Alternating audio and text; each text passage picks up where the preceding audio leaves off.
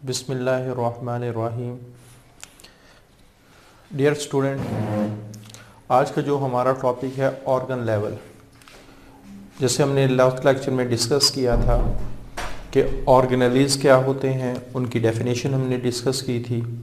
उसके बाद हमने उनकी इम्पोर्टेंस डिस्कस की थी, उनकी एग्जांपल डिस्कस की थी। इसी तरह प्रोकैरियोटिक सेल्स, यूकैरियोटिक सेल्स में ऑर्गेनेलीज की क्या सिचुएशन है उनको डिस्कस किया था। और लास्ट में हमने एक बात कही थी कि सेल मेम्ब्रेन एक ऐसा स्ट्रक्चर है जो दोनों में होता है। उसके बाद जो सेल हमने डिस्कस किए, सेल्स की डेफिनेशन डिस्कस की, फिर यूनिसेलुलर क्या होते हैं, मल्टी सेलुलर क्या होते हैं, उसको हमने डिस्कस किया। फिर सेल मिलके टिश्यू बनाते हैं, टिश्यू की हमने डेफिनेशन प्रॉपर है वो डिस्कस की। उसके बाद प्लांट में कौन कौन सी टिश्यू की एग्जांपल है, एनिमल में कौन कौन सी टिश्यू की एग्जांपल है। तो बेसिकली हम लेवल ऑफ ऑर्गेनाइजेशन वाला टॉपिक पढ़ रहे हैं। तो इस लेवल ऑफ ऑर्गेनाइजेशन के अंदर हमने एटॉमिक लेवल से स्टार्ट किया था। एटम मिलके मॉलिक्यूल बनाते, मॉलिक्यूल मिलके ऑर्गेनेलीज बनाते, ऑर्गेनेली मिलके सेल बनाते, सेल मिलके टिश्यू बनाते हैं, और टिश्यू मिलके अगला लेवल बनाते हैं जिसको हम कहते हैं ऑर्गन लेवल्स। तो आज हमने इसी चीज़ को डिस्कस करना है कि ऑर्गन लेवल। पहले डेफिनेशन ऑर्गन क्या है। ऑर्गन का लफ्ज़ मतलब कोई ऐसा इंस्ट्रूमेंट जो एक मखसूस फंक्शन के लिए बनाया गया, वो ऑर्गन कहलाता है। तो इसको प्रॉपरली डिफाइन कैसे करेंगे बायोलॉजिकल पॉइंट ऑफ व्यू से, कि जो डिफरेंट टिश्यू है having related functions are assemble together in a structure. मुख्तलिफ टिश्यू जिनका मकसद एक हो। अच्छा, यहाँ कभी भी आपने सिमिलर नहीं लिखना। Similar, different tissue similar function कभी भी परफॉर्म नहीं कर सकते। रिलेटेड का मतलब ये है कि जिनका मकसद ओवरऑल एक हो। जैसे एफएससी के अंदर 6 सब्जेक्ट हैं जो 6 मुख्तलिफ टीचर पढ़ा रहे हैं। कोई इस्लामियात पढ़ा रहा होता है, कोई फिजिक्स पढ़ा रहा होता है, कोई केमिस्ट्री पढ़ा रहा होता है, इसी तरह कोई बायोलॉजी पढ़ा रहा होता है। अब ये जो 6 टीचर हैं पढ़ा डिफरेंट रहे हैं, लेकिन सबका मकसद एक ही ये है कि स्टूडेंट अच्छे नंबर से एफएससी कर ले। तो इसी तरह डिफरेंट टिश्यू काम मुख्तलिफ कर रहे होंगे, लेकिन मकसद इनका ओवरऑल क्या होगा, एक ही होगा। तो ऐसे डिफरेंट टिश्यू जिनका मकसद एक हो, having related function are assembled, वो इकट्ठे होते हैं इन स्ट्रक्चर और एक स्ट्रक्चर बनाते हैं। और फिर वो स्ट्रक्चर क्या करते हैं, to carry out its function with great efficiency, वो अपने फंक्शन को बहुत ज्यादा बेहतर तरीके से परफॉर्म करता है। Such a structure is called as organ, इसको ऑर्गन कहा जाता है। और आपने याद रखना है कि ऑर्गन को सिर्फ एक ही मकसद दिया जाता है। जैसे फॉर एग्जांपल हम स्टोमक की एग्जांपल को डिस्कस करेंगे। तो ऑर्गन की डेफिनेशन क्या है कि मुख्तलिफ टिश्यू जिनका मकसद एक हो, जब इकट्ठे होते हैं तो एक स्ट्रक्चर बनता है, और वो स्ट्रक्चर एक फंक्शन को प्रॉपरली परफॉर्म करता है। वो जो स्ट्रक्चर बनता है उसको ऑर्गन कहते हैं, और ऑर्गन को हमेशा एक मकसद दिया जाता है, उसने उस मकसद को पूरा करना होता है। आगे एग्जाम्पल में स्टोमक, एनिमल के लिहाज से या ह्यूमन बॉडी से स्टोमक एक ऑर्गन है। तो यहाँ देखिए इसको एक फंक्शन दिया गया। वो फंक्शन क्या है, फंक्शन डाइजेशन ऑफ फूड, कि उसने फूड को डाइजेस्ट करना है। डाइजेशन ऑफ फूड, सॉरी ये थोड़ी सी, it has function of food digestion. अच्छा, यहाँ आपने एक ऑब्जेक्टिव के लिहाज से याद रखने हैं, स्टोमक में सिर्फ फूड का एक पार्ट डाइजेस्ट होगा। फूड मुख्तलिफ किस्म की हो सकती है। फूड लिपिड्स की शक्ल में हो सकती है, फूड कार्बोहाइड्रेट की शक्ल में हो सकती है, फूड प्रोटीन्स की शक्ल में हो सकती है।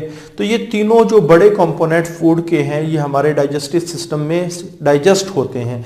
तो डाइजेस्टिव सिस्टम का जो एक हिस्सा है जिसको हम एक ऑर्गन कहेंगे स्टोमक, उसमें सिर्फ प्रोटीन वाला पार्ट डाइजेस्ट होता है। बाकी जो फूड के बाकी हिस्से हैं, कुछ हमारे जैसे कार्बोहाइड्रेट है वो मुंह में डाइजेस्ट होना शुरू हो जाती है, और फिर बाकी जो रिमेनिंग पार्ट्स हैं वो हमारे स्मॉल इंटेस्टाइन में दे आर कंप्लीटली डाइजेस्ट, वो मुकम्मल तौर पे डाइजेस्ट होंगे। तो यहाँ आपने ऑब्जेक्टिव पॉइंट ऑफ व्यू से याद रखना है कि स्टोमक में सिर्फ फूड का एक हिस्सा डाइजेस्ट होता है जिसे हम प्रोटीन पार्ट कहते हैं। उसके बाद जो हमने बात यहाँ डिस्कस की थी कि different tissue having related functions, तो वो बात यहाँ मेंशन की गई है एक्सप्लेनेशन के साथ। जैसे स्टोमक एक ऑर्गन है, इसमें 2 बड़े किस्म के टिश्यू हैं। एक को हम कहते हैं सिक्रेटरी एपिथेलियम, जिसको आप गैस्ट्रिक ग्लैंड्स भी कह सकते हैं, गैस्ट्रिक ग्लैंड्स, ये लेयर, और इसका काम है गैस्ट्रिक जूस को रिलीज करना। दूसरे हमारे पास हैं मस्कुलर टिश्यूज, मसल का काम कॉन्ट्रैक्शन का है। इसका फंक्शन क्या होगा कि स्टोमिक की वॉल को ये कॉन्ट्रैक्ट करवाएगा। अब इस स्टोमिक की वॉल, जब जैसे स्टोमिक की वॉल है, जब ये कॉन्ट्रैक्ट कर रही होती है, इसका सबसे बड़ा फायदा ये होता है कि mixing of food with enzymes, food enzyme के साथ मिक्सअप होगी।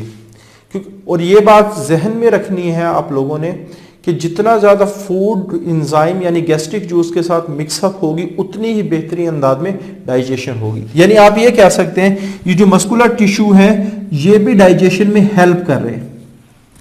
और किसके जरिए से कर रहे हैं? स्टोमिक की वॉल को कॉन्ट्रैक्ट करवा के। और फिर जैसे अभी हमने बात डिस्कस की कि फूड का सिर्फ एक हिस्सा स्टोमिक में डाइजेस्ट होता है, तो बाकी हिस्सों ने आगे स्मॉल इंटेस्टाइन में डाइजेस्ट होना होता है।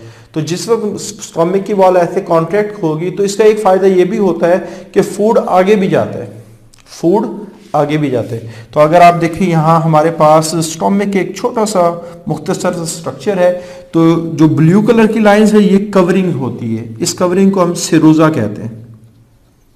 जो सबसे आउटर मोस्ट लेयर स्टोमिक की ये सेरोजा कहलाती है। उसके बाद दरमियान में दूसरी लेयर मसल से बनी होती है। तो मसल जब कॉन्ट्रैक्ट होते हैं तो स्टोमिक के अंदर चीजें मूव करती हैं। और तीसरी सेक्रेटरी एपिथेलियम है जिसके अंदर गैस्ट्रिक ग्लैंड्स होते हैं। इनका काम गैस्ट्रिक जूस को रिलीज करना स्टोमिक के अंदर, और इस गैस्ट्रिक जूस ने फिर आगे जाके डाइजेशन करनी है। तो सेक्रेटरी एपिथेलियम, गैस्ट्रिक जूस जिसने प्रोटीन की डाइजेशन करनी है, मस्कुलर टिश्यू ये क्या करते हैं?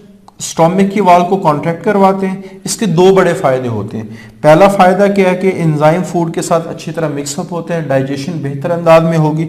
दूसरा फायदा क्या है? अच्छा, जो स्टोमिक का पहले वाला हिस्सा होता है इसको हम एंटीरियर पार्ट कहते हैं, एंटीरियर पार्ट। और जो नीचे वाला हिस्सा है, नीचे वाला हिस्सा, इसको हम पोस्टीरियर पार्ट कहते हैं।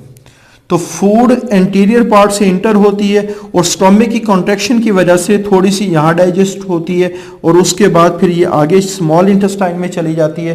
तो दूसरा फंक्शन मस्कुलर टिश्यू का क्या है? ये है moving the food toward the posterior and. तो नीचे वाला स्टोमिक का जो आखिरी एंड है वो पोस्टीरियर एंड कहलाता है। तो इसकी कॉन्ट्रैक्शन की वजह से फूड पोस्टीरियर एंड की तरफ भी जाती है।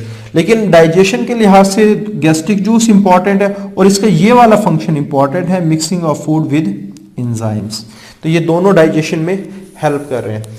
उसके बाद organ formation in animal, it is far more complex and defined. तो डिफाइंड को हम पहले डिस्कस कर लेते हैं। जैसे एनिमल्स के अंदर जितने भी ऑर्गन बनते हैं उनकी एक प्रॉपर शेप बनती है और वो प्री डिटरमिन्ड होती है। जैसे इंसानों में कान है, उनकी क्या शेप होनी चाहिए वो जीन्स के अंदर प्री डिटरमिन्ड होती है। सारे इंसानों के कान ऑलमोस्ट एक ही शेप के बनते हैं। जैसे आंखें हैं तकरीबन सबकी एक ही जैसी, कुछ थोड़ा बहुत साइज का, कुछ कलर का थोड़ा बहुत फर्क होता है, लेकिन बेसिक जो ढांचा है वो सबका एक ही, सबका एक। तो हर स्ट्रक्चर जो एनिमल में बन रहा है वो एक प्रॉपर डिफाइंड तरीके से बनाया जाता है। और जितने भी ऑर्गन्स एनिमल में हैं वो कॉम्प्लेक्स हैं। तो डिफाइंड की आपको समझ आ गई होगी कि जिस तरह मेरे दो कान हैं, सारे इंसानों के दो कान, सिर्फ मेरे नहीं बल्कि सारे इंसानों के ही दो कान हैं, क्योंकि ये इंसान के जीन्स में है कि इंसान के दो कान ही बनने हैं। हर चीज़ वेल डिफाइंड है एनिमल्स के अंदर, वेल डिफाइंड। हाँ, अगर खुदा ना खास्ता किसी के अगर तीसरा कान भी निकल आए फिर हम उसको नॉर्मल नहीं कहेंगे, क्योंकि वो जो डिफाइंड चीज़ थी उससे हट के चीज़ आ गई। सारे इंसानों की दो आंखें हैं, एक नाक है, जो ब्रेन है वो सर में होता है। हर चीज़ को प्रॉपर अंदाज में एनिमल में बनाया जाता है। इसको हम कहते हैं वेल डिफाइंड और कॉम्प्लेक्स। ऑर्गन्स का एनिमल में कॉम्प्लेक्स होना ज़रूरी है, क्योंकि हमने ये लास्ट लेक्चर में भी डिस्कस किया था कि कॉम्प्लेक्सिटी रिलेटेड होती है फंक्शनैलिटी के साथ। जितना ज़्यादा स्ट्रक्चर कॉम्प्लेक्स होगा उतने ही फंक्शन को परफॉर्म करने की एबिलिटी ज़्यादा होती है। तो एनिमल्स को चूंकि उन्होंने ज़्यादा फंक्शन परफॉर्म करने होते हैं, उन्होंने मूवमेंट करनी होती है, उन्होंने मूवमेंट करनी होती है for the search of food, food को तलाश करने के लिए, अपने मुख्तलिफ काम करने के लिए। तो ये सारे काम चूंकि एनिमल ने ज़्यादा करने होते हैं एज कम्पेयर टू प्लांट, तो इस वजह से एनिमल को ज़्यादा कॉम्प्लेक्सिटी दी गई है। क्योंकि हमने ये बात बार बार डिस्कस की है कि कॉम्प्लेक्सिटी बढ़ेगी, फंक्शनैलिटी बढ़ेगी, काम करने की सलाहियत बढ़ेगी। ये पिछले लेक्चर में हमने डिटेल से डिस्कस किया था। यानी एनिमल को कॉम्प्लेक्सिटी क्यों दी गई है? क्योंकि एनिमल्स की कॉम्प्लेक्सिटी एसोसिएटेड है with far great range of functions, क्योंकि एनिमल्स ने बहुत ज़्यादा फंक्शन परफॉर्म करने हैं और बहुत ज़्यादा काम करने हैं देन इन फाउंड प्लांट। जैसे प्लांट ने एक जगह, अब प्लांट के अंदर अगर पानी की कमी हो जाए और आप उसके साथ बाल्टी रखें, वो कभी भी नहीं उसको पिएंगे। तो फंक्शन प्लांट के कम है, एनिमल के ज़्यादा है, इस वजह से कॉम्प्लेक्सिटी एनिमल में ज़्यादा है, प्लांट में कम है। अच्छा, उसके बाद ऑर्गन फॉर्मेशन, ये प्लांट में लेस डिफाइंड है। जैसे हमने कहा था कि एनिमल के अंदर ये वेल डिफाइंड है। जैसे फॉर एग्जांपल हमारे पास अगर 2 की जगह 3 कान लग जाएं तो एनिमल में ये बड़ा अजीब लगेगा, खासतौर पे ह्यूमन से रिलेटेड अगर हम बात करें। लेकिन जैसे हम मुख्तलिफ किस्म के अगर ऑर्गन्स पढ़ते हैं प्लांट में, जैसे रूट्स हैं, स्टेम है, लीव्स को ही उठा के देखें, अगर किसी प्लांट के पास 100 पत्ते हों, किसी के पास 200 पत्ते हों, तो दोनों ही प्लांट नजर आते हैं, दोनों अजीब नहीं लगते। ठीक है, एनिमल में अगर कोई भी ऑर्गन थोड़ा सा उसकी क्वांटिटी से ज़्यादा हो तो अजीब लगता है, लेकिन प्लांट के अंदर जैसे रूट्स हैं, किसी की थोड़ी रूट्स हों तब भी वो नॉर्मल नज़र आती हैं, किसी की ज़्यादा रूट्स हों तब भी वो नॉर्मल नज़र आती हैं, किसी की थोड़ी ब्रांचेस हों तब भी वो नॉर्मल प्लांट नज़र आता है, किसी की ज़्यादा ब्रांचेस हों तब भी वो नॉर्मल प्लांट नज़र आता है। तो इसका मतलब ये है कि ऑर्गन फॉर्मेशन प्लांट के अंदर इतनी ज़्यादा स्पेसिफिक नहीं है जितनी एनिमल्स के अंदर है, लेकिन प्लांट के अंदर कुछ स्ट्रक्चर वादे नजर आते हैं। जैसे हम रूट्स के बारे में बता सकते हैं कि ये रूट्स हैं, स्टेम भी देख के बताया जा सकता है, लीव्स भी देख के बताया जा सकते हैं, रिप्रोडक्टिव स्ट्रक्चर यानी उसके जो फ्लावर्स हैं उनको भी हम देख के बता सकते हैं। और फिर सिर्फ देख के बता नहीं सकते, बल्कि क्लियर कट फंक्शन जिसको हम डिस्टिंग्विश फीचर कहते हैं और असाइन टू ईच स्ट्रक्चर, इन स्ट्रक्चर को हमने क्लियर कट फंक्शन भी असाइन किए हैं। जैसे जो प्लांट जिन्होंने स्टडी किया उन्होंने देखा रूट्स का क्या फंक्शन है, स्टेम का क्या फंक्शन है, और ये सिर्फ एक प्लांट में नहीं, सब प्लांट में ऑलमोस्ट रूट का एक ही फंक्शन है, सब प्लांट के अंदर लीव्स का एक ही फंक्शन है, सब प्लांट के अंदर फ्लावर का एक ही फंक्शन है, सब प्लांट के अंदर स्टेम का एक ही फंक्शन है। तो डिस्टिंग्विश फीचर का मतलब ये है कि उसकी नुमाया खसूसियत, जैसे जो ही हम कहें प्लांट में एब्जॉर्प्शन ऑफ वाटर कौन करता है, फौरन ही जहन में आता है कि रूट्स करती हैं। तो ये वाटर की एब्जॉर्प्शन करना ये रूट की नुमाया खसूसियत है।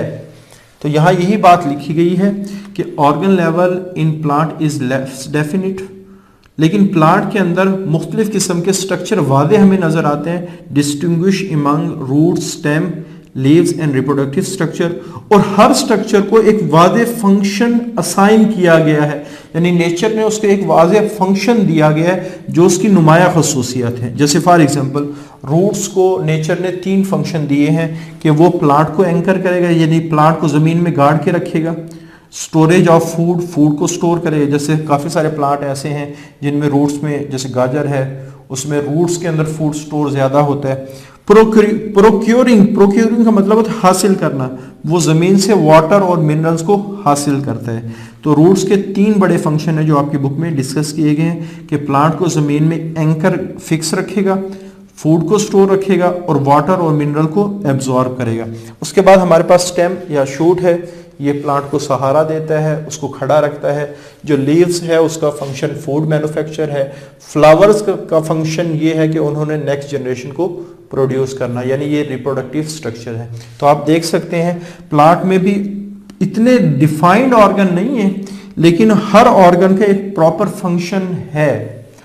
उसके बाद सिग्निफिकेंस ऑफ ऑर्गन, तो ये बात हमने पिछले लेक्चर में भी डिस्कस की थी कि सेल के जो ऑर्गेनेली हैं they speaks of about the division of labour, के सेल ने काम तकसीम कर रखा है।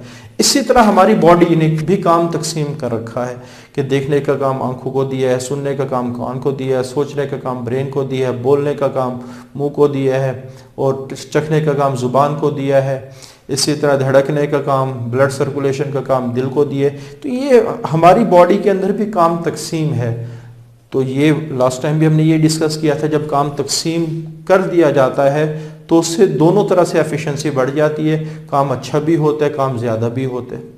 तो हमारे जितने भी आप देखें जहाँ मुख्तलिफ़ किस्म के काम हो रहे हैं, जितने भी दफातर हैं, ऑफिस हैं, वहाँ हर एक की एक मखसूस जिम्मेदारी होती है। अगर हर बंदा, तो यहाँ एक बात वैसे भी आप अक़वाले ज़री के तौर पे याद रखें कि अगर हर बंदा अपने काम वाली जगह पे इखलास के साथ काम करना शुरू हो जाए तो वो दफ्तर, वो जगह, इवन वो मुल्क बहुत ज़्यादा तरक्की करे, बहुत ज़्यादा काम हो जाए। तो अपने जहन में रखना है। तो यही कॉन्सेप्ट हमारी बॉडी के अंदर भी है कि ऑर्गन्स को क्यों बनाया गया, फॉर्मेशन ऑफ ऑर्गन। ऑर्गन बनाया बॉडी ने और उसको सिलेक्शन के बाद वैल्यू, एक फंक्शन दे दिया, यानी काम की तकसीम कर दी बॉडी ने। और इस तकसीम का फायदा क्या होता है कि जो बॉडी के काम है वो बेहतर अंदाज में मुकम्मल होना शुरू हो गए। एकम्प्लिश का मतलब है मुकम्मल होना। तो हमारी बॉडी ने अपने काम को बेहतर अंदाज में मुकम्मल करने के लिए ऑर्गन्स बनाए और उन ऑर्गन्स को एक मखसूस फंक्शन दे दिया, ठीक है। और जब सारे ऑर्गन्स ने मिलकर काम किया तो बॉडी के फंक्शन बेहतरीन अंदाज में मुकम्मल हुए, क्वालिटी वाइज भी, क्वांटिटी वाइज भी, क्वालिटी वाइज भी, क्वांटिटी वाइज भी। तो ये है सिग्निफिकेंस ऑफ ऑर्गन कि ऑर्गन्स बॉडी में बनाए गए और उन ऑर्गन्स बनने की वजह से बॉडी का जो फंक्शन परफॉर्म करने की जो सलाहियत थी वो ज़्यादा बेहतर हो गई, क्वालिटी वाइज भी और क्वांटिटी वाइज भी। उसके बाद हमारे पास आगे आ जाता है ऑर्गन सिस्टम। तो ऑर्गन सिस्टम बिल्कुल इसी तरह है कि जिस तरह हमने ऑर्गन को डिफाइन किया था कि different tissue having related functions और असेंबल्ड, वो इकट्ठे होते हैं और एक स्ट्रक्चर बनते हैं जिसको ऑर्गन। तो इसी तरह different organs having related functions are assembled into a system, assembled into a system. तो इसका मतलब ये है कि मुख्तलिफ ऑर्गन्स, जैसे देखा जाए तो जो हमारी ओरल कैविटी है, मुंह है, इसका काम करने का अंदाज डिफरेंट है। जो हमारी खुराक की नाली है, इसका काम करने का अंदाज डिफरेंट है। हमारे स्टोमक के अंदर डिफरेंट काम हो रहा है, हमारे इंटेस्टाइन के अंदर डिफरेंट काम हो रहा है, लेकिन सबका मकसद एक ही है कि उन्होंने फूड को मुकम्मल तौर पे डाइजेस्ट करवा के, एब्जॉर्ब करवा के बॉडी को न्यूट्रिएंट प्रोवाइड करने। ये पूरे डाइजेस्टिव सिस्टम का फंक्शन है। तो यहाँ डिफरेंट ऑर्गन हैविंग रिलेटिव, मुख्तलिफ किस्म के ऑर्गन जिनका मकसद एक हो, और असेंबल इन ए सिस्टम, एक सिस्टम में असेंबल होते हैं। और उस सिस्टम में वेयर टोटल फंक्शन, उस सिस्टम में तमाम फंक्शंस जो हो रहे हैं वो एक प्रोसेस को मुकम्मल करेंगे। ये थोड़ा सा डिफरेंस ऑर्गन सिस्टम और ऑर्गन के दरमियान में आ जाता है। हमने डिस्कस किया था जैसे स्टोमक ऑर्गन है, प्रोटीन के एक हिस्से को डाइजेस्ट करता है, लेकिन जब हम डाइजेस्टिव सिस्टम की बात करते हैं तो ये पूरी खुराक की कंप्लीट डाइजेशन करेगा। जैसे कुछ डाइजेशन आप ओरल कैविटी, मुंह के अंदर होगी, कुछ आप कह सकते हैं स्टोमक के अंदर होगी, कुछ इंटेस्टाइन के अंदर होगी। यानी जब डाइजेस्टिव सिस्टम से खुराक गुजरेगी तो खुराक यानी food is completely digested while being passing through the different structure of the digestive system. तो यहाँ आपने कि हमारे पास जब सिस्टम की बात करेंगे तो वहाँ जो होने वाले सारे काम उस प्रोसेस को मुकम्मल करेंगे। यहाँ पार्ट्स की बात हो रही है, यहाँ मुकम्मल की बात हो रही है। तो ये दोनों में सबसे बड़ा डिफरेंस है। आगे इसकी एग्जांपल आ जाती है, जैसे डाइजेस्टिव सिस्टम है, रेस्पिरेटरी सिस्टम है और नर्वस सिस्टम है, ये इसकी एग्जांपल है। तो ये था आज का हमारा टॉपिक। इसमें हमने दो चीज़ों को डिस्कस किया, ऑर्गन्स क्या है उसकी डेफिनेशन को डिस्कस किया, उसकी एग्जांपल को डिस्कस किया। उसके बाद एनिमल्स के अंदर ऑर्गन फॉर्मेशन की क्या हैसियत है, प्लांट के अंदर ऑर्गन फॉर्मेशन की क्या हैसियत है, प्लांट में जो मुख्तलिफ़ किस्म के ऑर्गन्स हैं उनको डिस्कस किया। आगे ऑर्गन कैसे इम्पॉर्टेंट है बॉडी के लिए उसको हमने डिस्कस किया। ऑर्गन सिस्टम, इसकी डेफिनेशन और एग्जांपल को हमने डिस्कस किया। तो ये हमारा आज का टॉपिक था। इससे अगला जो टॉपिक है उसमें हम डिस्कस करेंगे इंडिविजुअल क्या होता है, उसके बाद पॉपुलेशन क्या होती है और कम्युनिटी क्या होती है, और कम्युनिटी में पाई जाने वाले मुख्तलिफ जो रिलेशनशिप्स हैं उनको भी हम वन बाय वन डिस्कस करेंगे। तो ये आज का हमारा टॉपिक है। उम्मीद है आपको इस टॉपिक से रिलेटेड जो कॉन्सेप्ट थे वो क्लियर हुए होंगे, और इंशाल्लाह best of luck for the next